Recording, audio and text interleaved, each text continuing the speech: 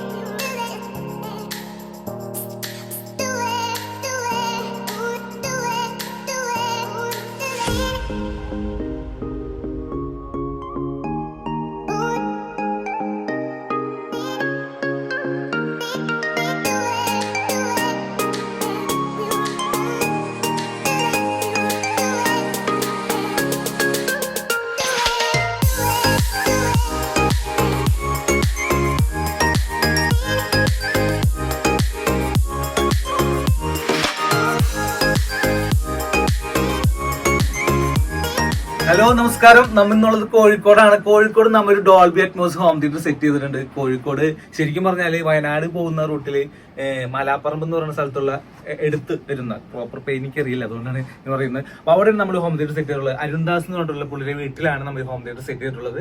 അപ്പോൾ നല്ല മഴയാണ്, നിങ്ങൾക്ക് എല്ലാവർക്കും അറിയാം, എല്ലായിടത്തും കേരളത്തിൽ മൊത്തം മഴയാണ്. അപ്പൊ അതുകൊണ്ട് നമ്മൾ ഇൻട്രോ കാര്യങ്ങളൊക്കെ ഇതിന്റെ അകത്ത് തന്നെ എടുക്കുന്നത്, പുറത്തുനിന്ന് എടുക്കാനുള്ള ഒരു സാഹചര്യം ഇല്ലാത്തതുകൊണ്ടാണ്. എല്ലാ വീഡിയോയിലും പറയുന്ന പോലെ വർക്കെല്ലാം കഴിഞ്ഞിട്ടുണ്ട്. ഇപ്പോൾ Dolby Atmos 4K home theatre ആണ്. അതായത് ഒരു 7.1 ചാനൽ, അതായത് 5.1.2 കോൺഫിഗറേഷനിൽ ഡോൾബി അറ്റ്മോസ് ആണ് നമ്മളിവിടെ ചെയ്തിട്ടുള്ളത്. അപ്പോൾ നിങ്ങൾക്ക് ഇതിന്റെ റൂം സൈസിലേക്ക് വരികയാണെങ്കിൽ ഓൾമോസ്റ്റ് ഒരു 18 അടി നീളവും അതേപോലെ തന്നെ ഒരു 14 അടിയാണ് ഇതിന്റെ വിഡ്ത്തും വരുന്നത്. അപ്പോൾ ഈ ഒരു റൂം സൈസിലേക്ക് നമ്മൾ കൊടുത്തിട്ടുള്ളത് ഒരു 133 ഇഞ്ചിന്റെ സുവിര ബ്രാൻഡിൽ വരുന്ന ഒരു ഫിക്സ്ഡ് ഫ്രെയിം സ്ക്രീനാണ്.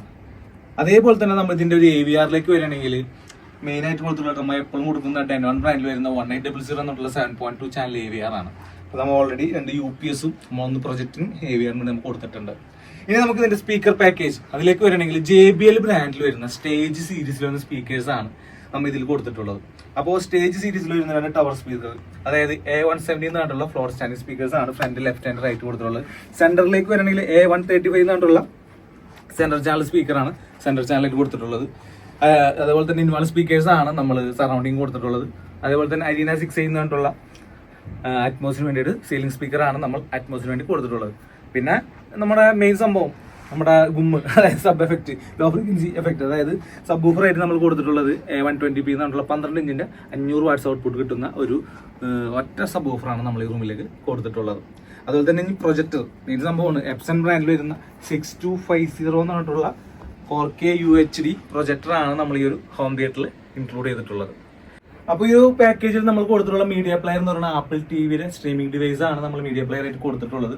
അപ്പോൾ ഇത് ഓൺലൈൻ സ്ട്രീമിംഗ് ആണ്, നമ്മൾ എല്ലാവരും പറഞ്ഞിട്ടുണ്ട്, പ്രത്യേകിച്ച് പറയാനൊന്നുമില്ല. അതുപോലെ തന്നെ 2 UPS നമ്മൾ പ്രൊട്ടക്ഷൻ കൊടുത്തിട്ടുണ്ട്. ഈ തിയേറ്ററിൽ ചെയ്തിട്ടുള്ള അക്കോസ്റ്റിക്കിലേക്ക് വരികയാണെങ്കിൽ നമ്മൾ ചെയ്തിട്ടുള്ള ഫാബ്രിക് സിസ്റ്റമാണ്. നമ്മൾ മുമ്പ് ചെയ്തിരുന്ന ഒരുപാട് തിയേറ്ററിൽ ചെയ്തിട്ടുള്ള ഒരു ഫാബ്രിക് സിസ്റ്റമാണ് നമ്മൾ ഇത് ചെയ്തിട്ടുള്ളത്. സിംഗിൾ ലെയർ ആണ് ഫാബ്രിക് സിസ്റ്റം നമ്മൾ ചെയ്തിട്ടുള്ളത്. അപ്പോൾ ഒരു ബ്ലൂ കളറിൽ വരുന്ന മോക്കൽ എന്നുള്ള ഫാബ്രിക് ഉപയോഗിച്ചുകൊണ്ടാണ് നമ്മൾ ഈ ഒരു അക്വസ്റ്റിക് ചെയ്തിട്ടുള്ളത്. അപ്പോൾ നമ്മൾ ഇതിൻ്റെ ഉള്ളിൽ 1000 GSM പോളിസിന്തറ്റിക് കൂടി ഫില്ല് ചെയ്തിട്ടുണ്ട്. അതേ സെയിം സിസ്റ്റം തന്നെയാണ് നമ്മൾ സീലിംഗിൽ ചെയ്തിട്ടുള്ളത്. സീലിംഗിൽ നമ്മൾ ഗാലക്സി ലൈറ്റ് കൊടുത്തിട്ടുണ്ട്. അപ്പോൾ തിയേറ്ററിന്റെ ആംബിയന്റിന് വേണ്ടി ഗാലക്സിയോടൊപ്പം തന്നെ നമ്മൾ 1 വാട്ടിന്റെ ലൈറ്റ്സ്, അതുപോലെ തന്നെ LED സ്ട്രിപ്പും കൊടുത്തിട്ടുണ്ട്.